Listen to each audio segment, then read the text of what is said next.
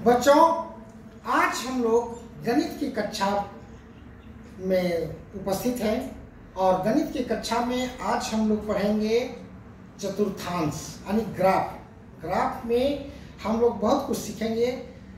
तो चलते हैं बच्चों, समय गंवाए बिना हम लोग आते हैं। देखो बच्चों, ये जो है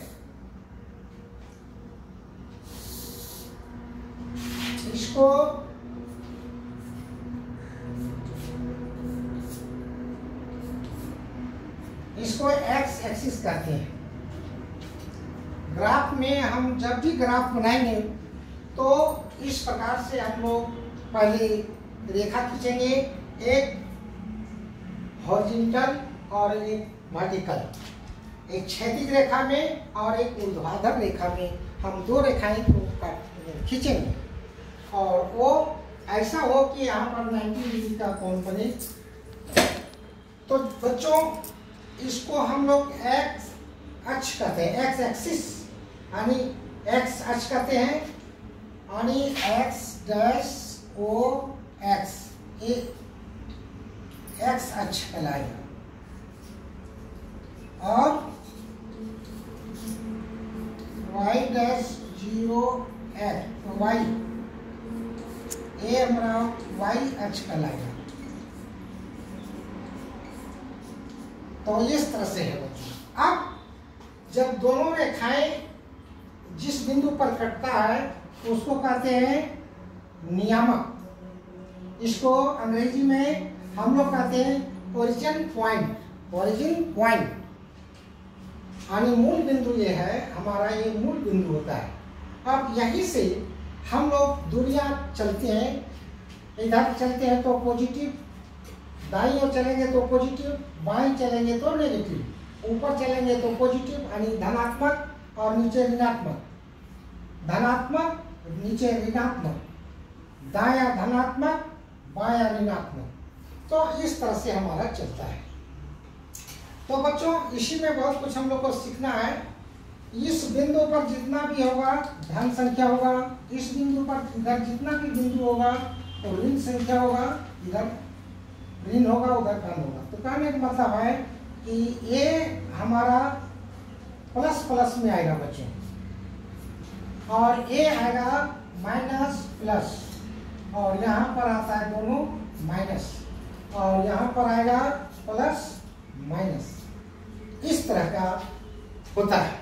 तो अब हम लोग चलते हैं बच्चों क्वाड्रेंट। क्वाड्रेंट के बारे में हम लोग जानेंगे।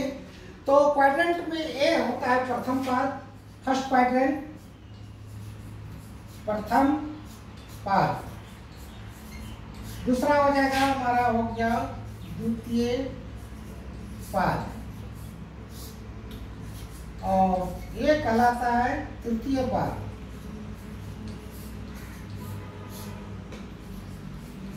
और ये हमारा होगा चतुर्थ पाद।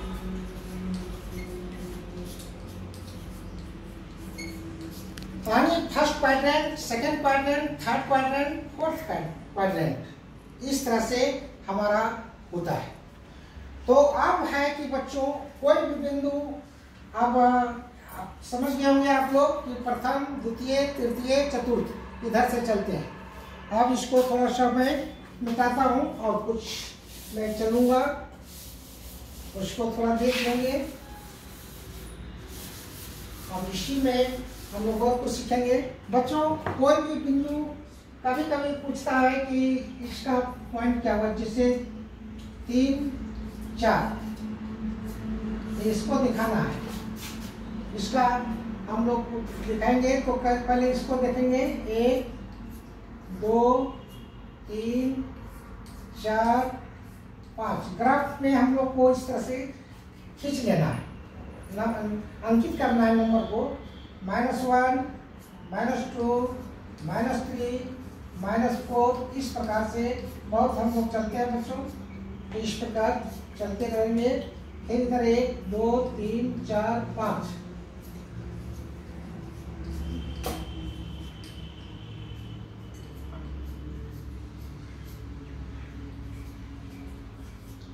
ये हमारा इस प्रकार से ग्राफ का हम लोग अंकित करेंगे संख्या से। संख्या करने के बाद अब हम लोग चलने में यदि कोई कहेगा ये 3 4 को दर्शाइए, आपको यहाँ पर दिखाना है इस ग्राफ में। ग्राफ में इस तरह से आप अंकित कर लेंगे संख्याओं को। उसके बाद जो भी आपको दिया रहेगा बिंदु, उस बिंदु को प्राप्त करने के लिए इसको चलना है। तो बच्चों ये पहला जो 3 4 लिखने का मतलब हुआ पहले x और ये हो गया y, यानी पहले 3 हम चलेंगे तो 3 हम यहाँ से चलेंगे, ये ओरिजिन पॉइंट से, मूल बिंदु से 1 2 3 यहाँ पर रुक जाएंगे। अब 3 यहाँ आगे अब है 4, तो उसी के हम लोग ऊपर सीधी रेखा में यानी इस रेखा के समांतर हम लोग इधर चलना है 4 बार। तो यहाँ हो गया 1 2 3 4, ये बिंदु हमारा प्राप्त हुआ। ये हुआ हमारा 1 3 4, ये पॉइंट प्राप्त हुआ। तो इस तरह से निकल जाता है बच्चों। हम लोग इसको ऐसे करके ऐसे भी दर्शा सकेंगे। ये हो गया। अब हम लोग चलेंगे, सीखना बहुत जरूरी है। एक पॉइंट प्राप्त हो गया, मान लिया जाए m रहेगा m -2 3 लेना है, मान लिया जाए इसको। तो बच्चों उसी प्रकार से जहाँ x फर्स्ट वाला x होता है और ये सेकेंड वाला y का मान होता है, तो -2 है। तो इस ओरिजिन पॉइंट से यानी मूल बिंदु से हम बाईं की ओर 2 अंक चलेंगे, 2 संख्या चलेंगे, तो -1 -2। अब यहाँ रुक जाना है। रुकने के बाद यहाँ +3 है। जब +3 है तो हम ऊपर जाएंगे, क्योंकि इधर देखिए प्लस वाला चिन्ह है, तो 3 हम ऊपर चलेंगे। तो कहाँ से? 2 से। एक बिंदु दे लेंगे हम यहाँ से हम चलेंगे 1 2 3 और यहाँ पर हम आगे, और ये हो गया हमारा m -2 3, यानी ये इसका बिंदु हुआ। अब इसको भी मिलाना चाहेंगे बच्चों, तो इसको मिला दो, इस तरह से आपका एक आयत की तरह आपका बनेगा। अब मान लिया जाए n हमारा कोई बिंदु है, n में मान लिया जाए -3 और 2 है, इस प्रकार से। तो उसी तरह से फिर इसको x तरफ चलेंगे और इसको y के मान में चलेंगे। तो नहीं -2 लिखेंगे, प्लस वाला हो गया है माइनस, दोनों माइनस से मान लेते। तो इसका ग्राफ में हम कहाँ कौन इस बिंदु को कहाँ दर्शाएंगे वो देखना है। अभी दोनों में माइनस हो तो -3 पहले चलेंगे, 1 2 3, यानी -3 हम इस बिंदु पर यहाँ से हमें -2 नीचे करना है, क्योंकि -y का इसमें हम नीचे उतरेंगे इसी के समांतर। ऐसे तिरछा तिरछी नहीं चलेंगे, ऐसे नहीं चलेंगे, ऐसे नहीं चलेंगे, सीधा एकदम वर्टिकली यानी ऊर्ध्वाधर चलेंगे इसके समांतर। तो कितना है हमारा -2 है, तो -2 में हमारा यहाँ पर आ जाएगा, ये देखेंगे और इसको ये सीधी देखना है, ये सीधी देखना। तो ये हमारा हो गया n बिंदु। n में क्या क्या आया? -3 -2, -3 -2 ए। अब है बच्चों एक पॉइंट और देख लिया जाए, मान लिया जाए b छूट गया है, तो b में हमारा मान लिया जाए हो गया 3 और -4, इस प्रकार से। तो ये हमारा जो है, अब हम इसको फिर उसी तरह से चलेंगे, इसको x में, इसको y में। तो x में 3 चलेंगे, तो इधर ही चलना है, दाईं ओर पहले सीधी रेखा में चलना है। 1 2 3 आए और 3 के बाद -4 है, तो -4 हम नीचे आएंगे। तो -4 कहाँ आता है? देखो ग्राफ में सीधी सीधी रेखा खींचा हुआ रहता है, ग्राफ में दिक्कत नहीं होगा। ये सीधा 3 और इस नीचे सीधे, और इसको आकर के यहाँ पर मिलाएंगे, और यही हमारा बिंदु होगा B, और ये हो गया 3 -4, और इसको भी मिलाएंगे बच्चों, इस तरह से हमारा मिल जाएगा। तो ये इसको भी मिला दिया जाए, तो इस तरह से ग्राफ बनता है बच्चों। ग्राफ इस तरह से आपको बनेगा।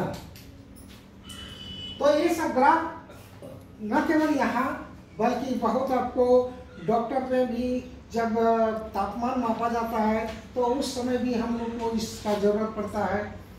तो बच्चे स्कूल में नाम उपस्थिति का भी हम लोग देखेंगे तो उपस्थिति में भी ग्राफ कौन दिन में कितना आया, कौन दिन में कितना आया, संख्या दे करके हम ग्राफ खींच सकते हैं। पहला सप्ताह इतना दिन, दूसरा सप्ताह इतना दिन, तो इस तरह से हम लोग उसको देखेंगे। अब है बच्चों, परीक्षा में बार बार पूछता है भुज और कोटि, भुज और कोटि। तो भुज और कोटि जानने के लिए बहुत जरूरी चीज़ है, क्योंकि ये क्लास 10 में भी इसको पूछता है, क्लास 8 में भी पूछता है। तो भुज देखो बच्चों, यहाँ से जो है 0 से इधर जो चलेंगे दाईं और एक्स एक्सिस में, चाहे वो बाईं चले चाहे दाईं चले, इसको हम कहते हैं भुज। और वाई अक्ष में जो चलते हैं ऊपर जो है ये कहलाता है कोटि। क्या कहलाता है? कोटि। और ये जो कहलाता है भुज। ये बहुत जरूरी है बच्चों, परीक्षा में भुज और कोटि पूछता है। तो एक्स एक्सिस वाला भुज और वाई एक्सिस वाला जो चलते हैं उसको कहते हैं कोटि। तो बच्चों आप इस तरह से ग्राफ बना सकते हैं। बहुत ऐसे ग्राफ आपका और आता है जो ग्राफ जानना भी जरूरी है। जैसे प्रति सेकंड हम लोग जैसे चलते हैं, 1 सेकंड में मान लिया जाए 4 मीटर कोई दौड़ा, 2 सेकंड में, ये सेकंड माना जाए, 1 सेकंड, ये 8 मीटर दौड़ा, 3 सेकंड में मान लिया जाए 12 मीटर दौड़ा, और 4 सेकंड में मान लिया जाए दौड़ा 16 मीटर, और 5 सेकंड में अगर दौड़ 16 या 20 मीटर सपोज किया जाए। इस तरह से कोई दौड़ रहा है और इसको कहेगा कि ग्राफ में दिखाइए, ग्राफ में दर्शाइए। तो हम उसको कैसे दर्शाएंगे? तो उसके लिए हम एक सीधी रेखा इधर खींचेंगे और इस तरह से रेखा खींचेंगे। वैसे तो हम बहुत तरह से ग्राफ में भी खींच सकते हैं, और वो जो है ग्राफ ऐसे नीचे भी जा सकते हैं, लेकिन यहाँ माइनस का कहीं जगह नहीं है इसलिए मैं नहीं खींचा था। ग्राफ हम प्लेस में भी बढ़ा सकते हैं, तो कोई बात नहीं। अब इसको हम समय दर्शाएंगे बच्चों। ए मान लिया क्या हो गया हमारा y 0, y dash, x dash, x। अब है कि हम लोग को चलना है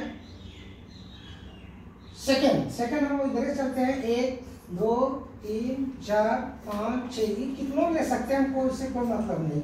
1 2 3 4 5 6, और यहाँ लिख देंगे सेकेंड। इस तरह से लिखना है बच्चों। और इधर हमारा मीटर दूरी होगा। दूरी को पहले दर्शाते हैं 4 8 12 16 20 24। तो इस तरह से है, इस तरह से पहले दर्शा देंगे हम लोग। दर्शाने के बाद ये तो 0 है ही। अब है कि हम लोग को चलना है, तो इसको पहले क्या चीज़ है ये हमें जानकारी नहीं हुई है। ये दूरी लिखेंगे किस में है, तो यहाँ लिख देंगे मीटर में। मीटर में है तो मीटर में लिख देंगे ऐसे। अब हम लोग यहाँ चलेंगे, 1 सेकंड हमारा यहाँ आ गया। 1 सेकंड में कितना दूरी तय करता है? 4। तो 4 हमारा मीटर दूरी इधर है, तो इसी के सीधा में ऊपर आएंगे और यहाँ पर हम बिंदु कर देंगे और लिख सकते हैं 1 4, क्योंकि 1 4 हम लोग चले।